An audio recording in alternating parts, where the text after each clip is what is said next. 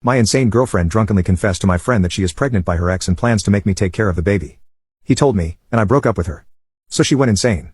One night at a party, my girlfriend Sophia had too much to drink, and she confessed a crazy secret to a friend of mine. She told him that she had been secretly hooking up with her ex behind my back and that she was pregnant by him. My friend said that as soon as he found this out, he went to find me to tell me. She also said that she planned to make me withdraw from college to help support her and the baby. I had just received my acceptance letter from my dream college, and hearing this was a kick to the gut.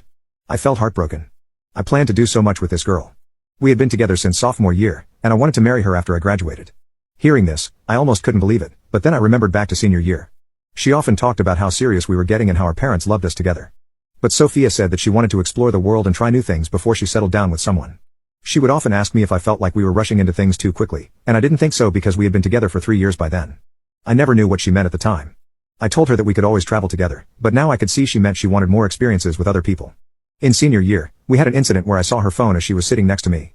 I saw she was texting Brendan, her ex-boyfriend. I asked her why she was texting him, and she replied that they dated back in freshman year, so she didn't think much of it. She described them as only having had puppy love. But we got together in sophomore year. I told her that I didn't feel comfortable with her texting him all the time because I feared that it would hurt our relationship, but she said that she'd been here for 3 years, that she wasn't going anywhere. I allowed her to continue talking to him, but a few months later, she started asking if they could hang out together. I really didn't feel comfortable with that, but I again allowed it because I was going away to college soon and knew that we'd have to trust each other. Fast forward to today, and he's the same guy that got my girlfriend pregnant. And she expected me to raise the child and take care of her.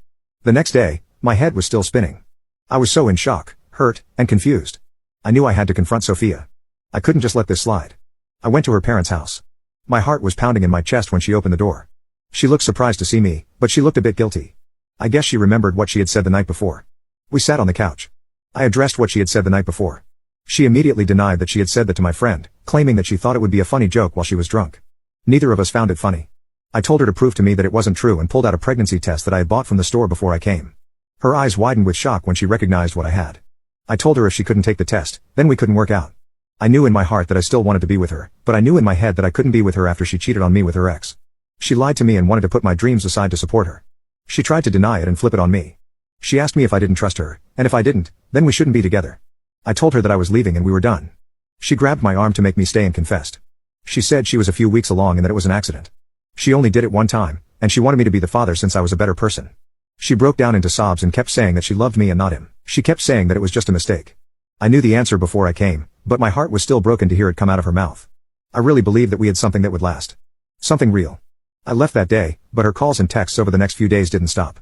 It hurt having to watch her face light up on my phone screen and having to ignore it for my own sake.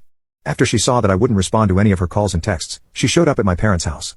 My mom answered the door, and she held her head down in shame. She asked for me, and I walked down the stairs to see her. I asked her what she wanted, and she said she just wanted to talk.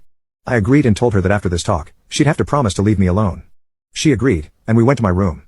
As soon as she sat on the bed, she burst into tears again, saying she felt scared and alone and begged for me back. I told her that I just wanted one thing from her. She asked me what it was, and I asked her for a paternity test on the baby. Because if it did indeed come back as mine, I'd be willing to take care of the child. However, I would still not be with her. She piped up, asking me why that was the case. I was in utter disbelief.